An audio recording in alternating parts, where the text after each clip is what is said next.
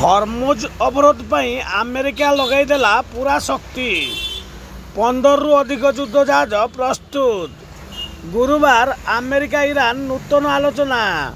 ଚ୍ୟାନେଲକୁ ସବସ୍କ୍ରାଇବ୍ କରିବେ, ଲାଇକ୍ କରିବେ, କମେଣ୍ଟ କରିବେ, ନୂଆ ଆସିଥିଲେ ବେଲ୍ ଆଇକନ୍ଟିକୁ ବଜାଇ ଦେବେ। ହରମୁଜ ପ୍ରଣାଳୀକୁ ନେଇ ଆମେରିକା ଇରାନ ମଧ୍ୟରେ ତୀବ୍ର ସଂଘର୍ଷ ଆରମ୍ଭ ହୋଇଛି। ପାରସ୍ୟ ଉପସାଗରରେ ଅବସ୍ଥିତ ଏହି ଗୁରୁତ୍ୱପୂର୍ଣ୍ଣ ସମୁଦ୍ର ପଥକୁ ଇରାନ ପରେ ଆମେରିକା ଜଗି ରହିଛି, ଯାହାକୁ ନେଇ ଉତ୍ତେଜନା ବୃଦ୍ଧି ପାଇବାରେ ଲାଗିଛି। ମିଳିଥିବା ସୂଚନା ମୁତାବକ ଧମକ ପରେ ଆମେରିକା ହରମୁଜ ପ୍ରଣାଳୀରୁ ଜାହାଜ ଚଳାଚଳ ବନ୍ଦ କରିବାକୁ ସମସ୍ତ ଉଦ୍ୟମ କରିଛି। ଆମେରିକା ଏହି ଅଞ୍ଚଳରେ 15ରୁ ଅଧିକ ଯୁଦ୍ଧପୋତ ମୁତୟନ କରିଛି, ଯାହା ଇରାନର ବନ୍ଦର ଓ ଉପକୂଳବର୍ତ୍ତୀ ଅଞ୍ଚଳରେ ଅବରୋଧ ଲାଗୁ କରିଛି।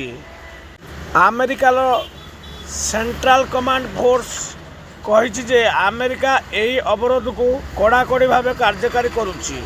ଏହି ଅପରେସନରେ ଆମେରିକାର ସ୍ୱତନ୍ତ୍ର ଯୁଦ୍ଧ ଜାହାଜ US-300 ମଧ୍ୟ ସାମିଲ ହୋଇଛି।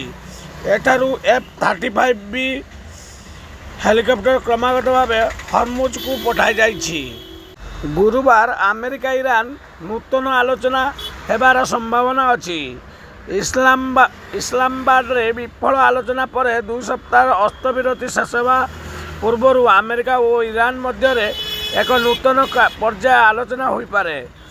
ଆମେରିକା ଗଣମାଧ୍ୟମ ରିପୋର୍ଟ ଅନୁଯାୟୀ, ଯଦି ତେହରାନ ତାଙ୍କ ଦାବି ଗ୍ରହଣ କରିବାକୁ ପ୍ରସ୍ତୁତ ବୋଲି ବିଶ୍ୱାସ କରନ୍ତି, ତେବେ ରାଷ୍ଟ୍ରପତି ଡୋନାଲ୍ଡ ଟ୍ରମ୍ପ ଖୁବ୍ ଶୀଘ୍ର ବ୍ୟକ୍ତିଗତ ଆଲୋଚନା ଆରମ୍ଭ କରିବାକୁ ଇଚ୍ଛା ପ୍ରକାଶ କରିଛନ୍ତି। ଏପ୍ରିଲ 21 ତାରିଖ ଅସ୍ତ୍ରବିରତି ଶେଷ ହେବା ପୂର୍ବରୁ ଚାଲିଥିବା ଯୁଦ୍ଧକୁ ସମାପ୍ତ କରିବା ଉଦ୍ଦେଶ୍ୟରେ ଏକ ଚୁକ୍ତିରେ ପହଞ୍ଚିବା ପାଇଁ ୱାଶିଂଟନ ଓ ତେହରାନ ନୂତନ ଆଲୋଚନା କରିପାରନ୍ତି ବୋଲି ଜଣାପଡ଼ିଛି।